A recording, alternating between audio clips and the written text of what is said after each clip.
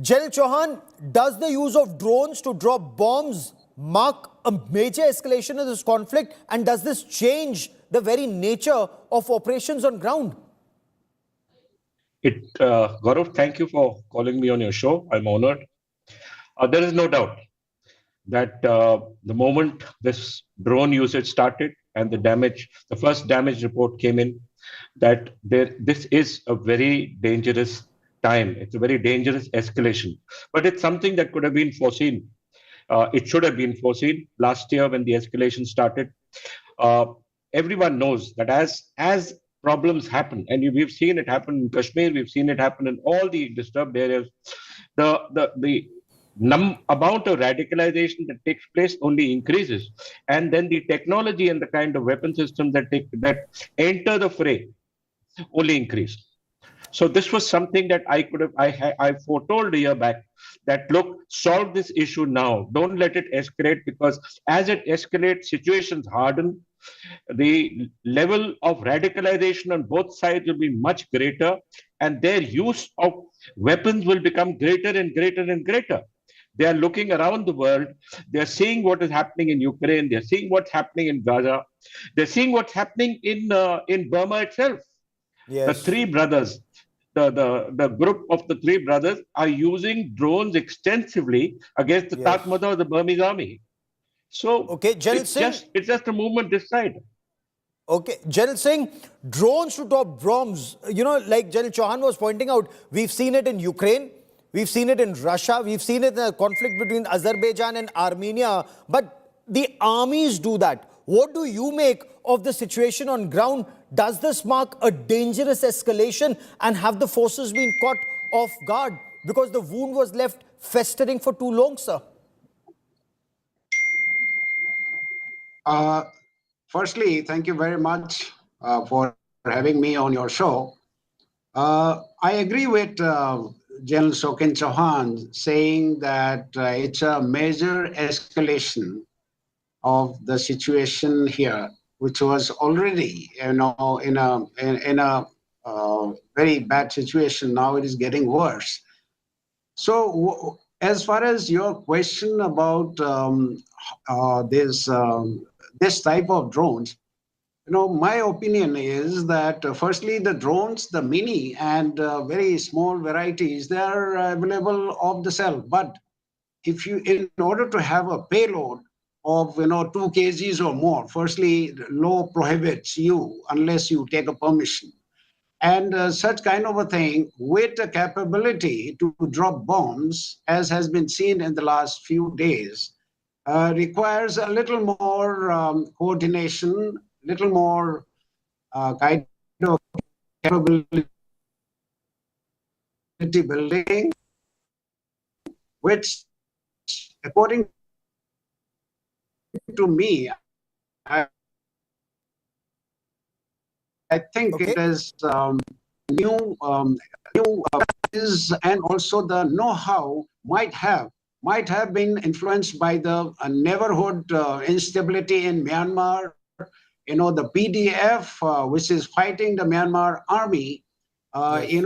There are militant groups here in Manipur which are closely linked to the PDF as well, and Yes. other militant groups. So therefore, this situation is very dangerous, and it's a big challenge, huge challenge for the security apparatus, both internal and external as well, I'll say.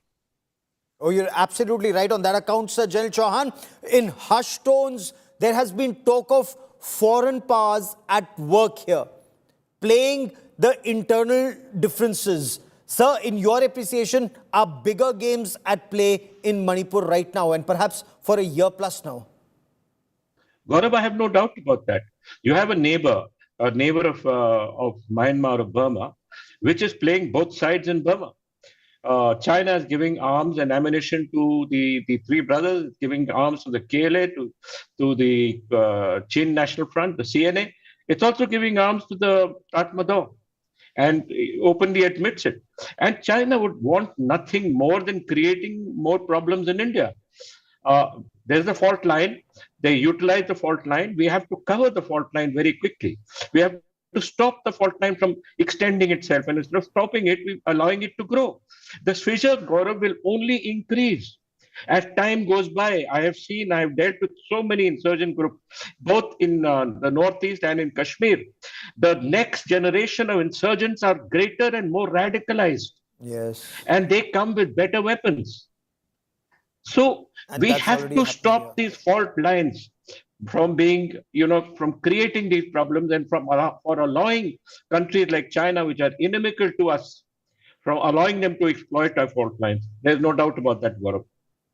And General Singh, if the Director General of Manipur Police talks of the formation of an expert panel, he seeks views of DG NSG, DG Assam Rifles, the co-commander on how to neutralize this threat, how to deal with this emerging threat. Does that indicate that the militants and the powers behind the militants are actually a step, if not two, ahead of our security forces?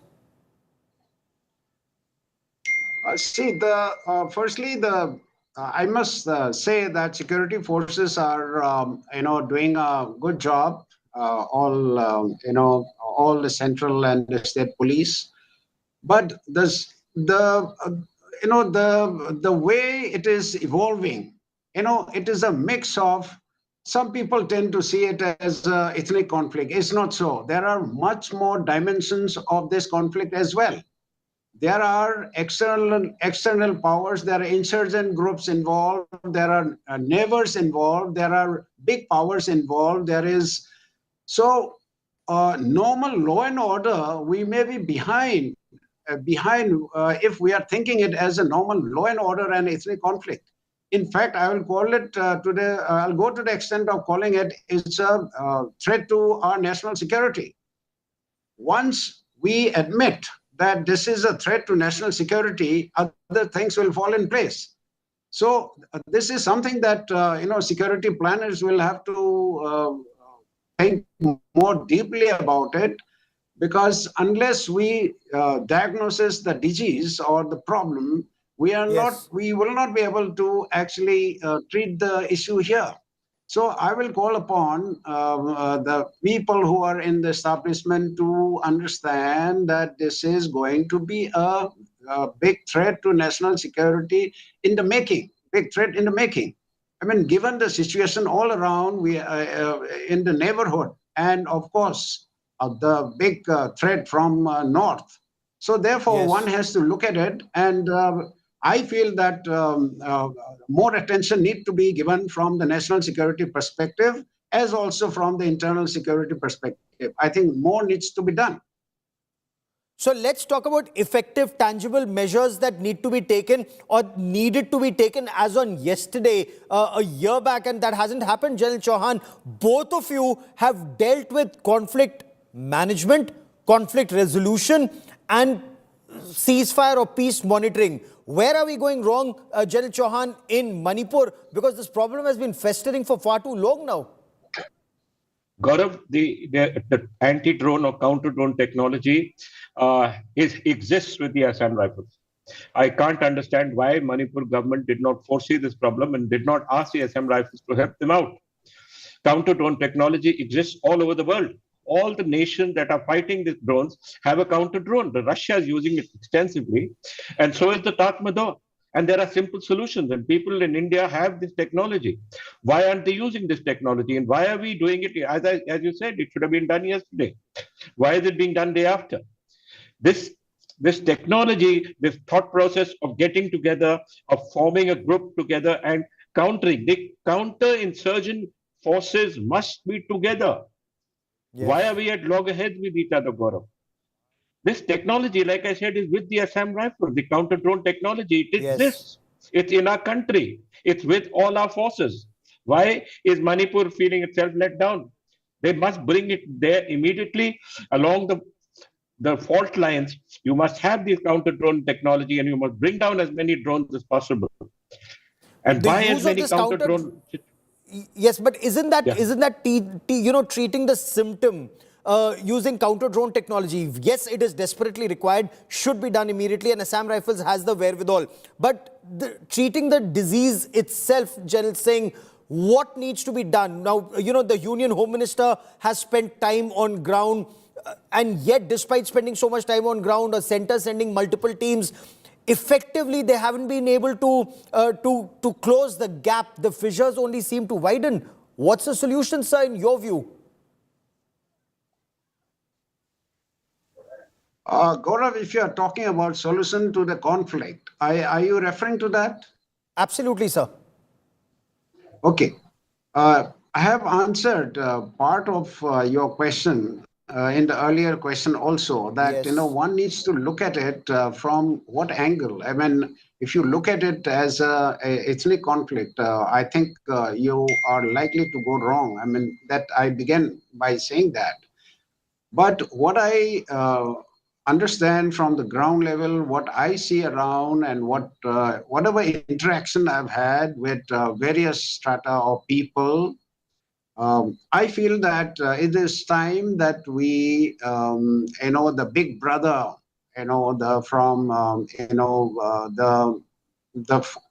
the Indian state Yes. has to come into play. Not just leave it to the locals here that, okay, you're fighting and you are having, problem with each other, you sort it out yourself. I think it may not work out that way because of the situation here, because of the ecosystem here. So I think, in a very blunt way, I think the central government will have to take a greater role in making this, and there are ways and means. I am convinced that the central government can exercise its options, exercise its powers to make sure that people start talking, and all these illegal people who are roaming around freely, they can be Yes. disarmed. The illegals Of course, need to there be are other disarmed. The political. illegals seem to be getting more weapons, higher technology weapons. Earlier, drones, General Chauhan, were used for reconnaissance. Now they're being used, they've been weaponized. In 30 seconds, and I'm sorry, I've run out of time on this part of the show. Your take on the solution. 3 quick steps, if you could list out, sir. Firstly, get everyone together. All counterinsurgency forces must work together. They must have a coordinating committee, use technology available with each force. That's the first issue. Secondly, get the youth leaders of all the communities in Manipur. Get them together and tell them that it is their future generation that is going to be affected. Get them, force them to come to a solution. It's the youth that decide whether we're going to fight or not. It's their future. Thirdly, if there is a need for a political change, please do it effectively and quickly. These are the 3 things. If you do that, I'm certain you'll get peace. You must have a committee of peace and reconciliation. You must reconcile with each other, and don't leave any fault lines for China to use. Don't leave any fault lines for hostile powers in India's neighborhood to use. Plain speak from 2 soldiers who know the lay of the land on ground. Gentlemen, for joining me here on India Today, many thanks. We'll track the story very, very closely. And I want to leave you on a happier note. With 15 medals, India is placed 15th in the Paralympics medals tally. There are more medals expected from the Indian contingent. We spoke to some of those who brought laurels to India. This is about victory against all odds. We bring you this India Today special from the Paralympic Games.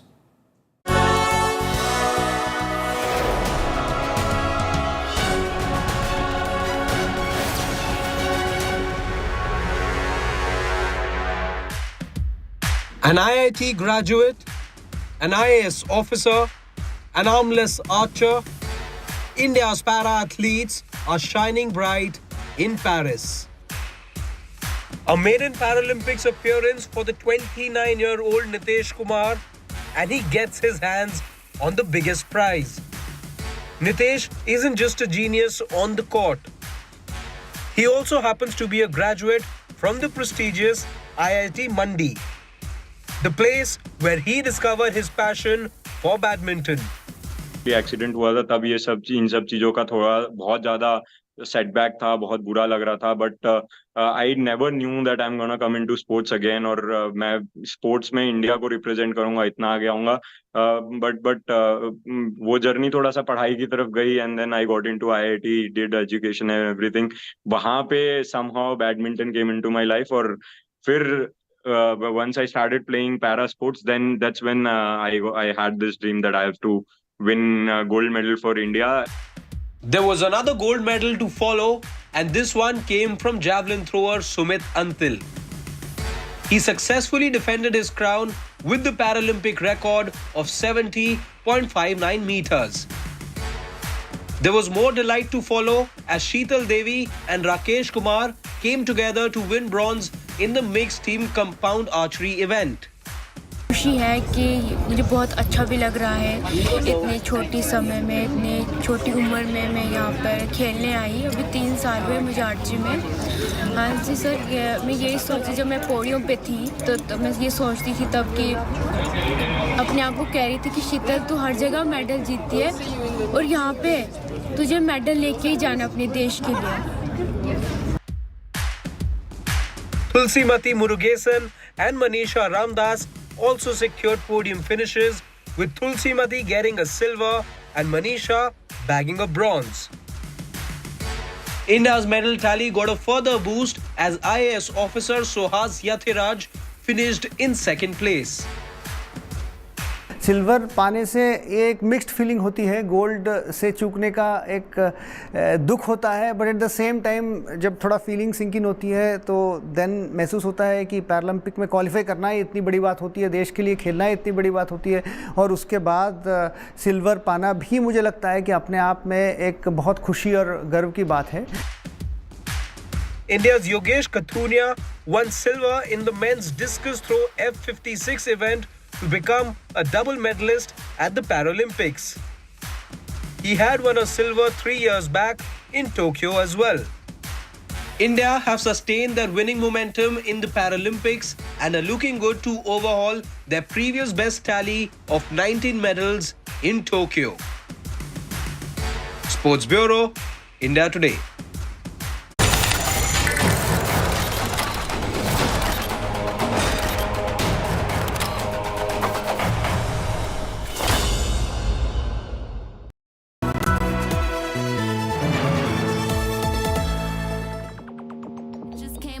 To say hello, I'm so fly. You took a nosedive. Careful when you play on my level. For you it's so. Hey, hello. Motorola Razr 50 Ultra. Flip the script. Hello, Moto.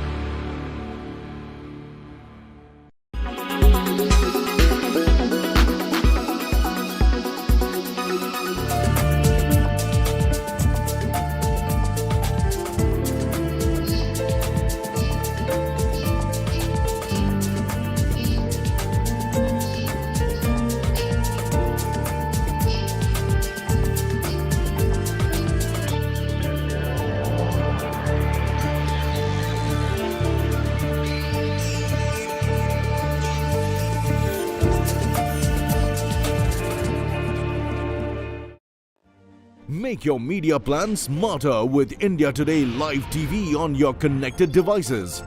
Amplify your brand with 100 million smart internet viewers. To advertise, mail us at sales@aajtak.com.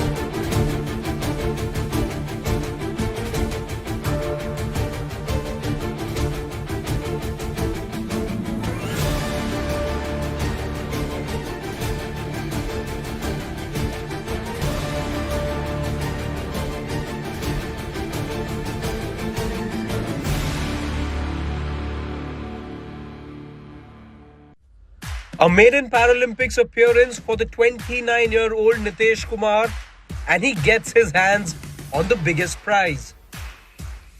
In the gold medal match against Great Britain's Daniel Bethel, he displayed profound grit to emerge victorious 21-14, 18-21, 23-21.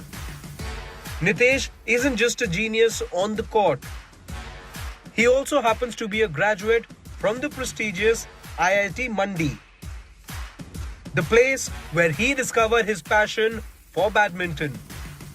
His fellow shuttlers Tulsimati Murugesan and Manisha Ramdas also secured podium finishes, with Tulsimati getting a silver and Manisha bagging a bronze. Earlier in the day, India's Yogesh Kathunia won silver in the men's discus throw F56 event to become a double medalist at the Paralympics. He had won a silver 3 years back in Tokyo as well. India's medal tally has risen to 11, and the para athletes are doing their best to keep the Indian flag flying high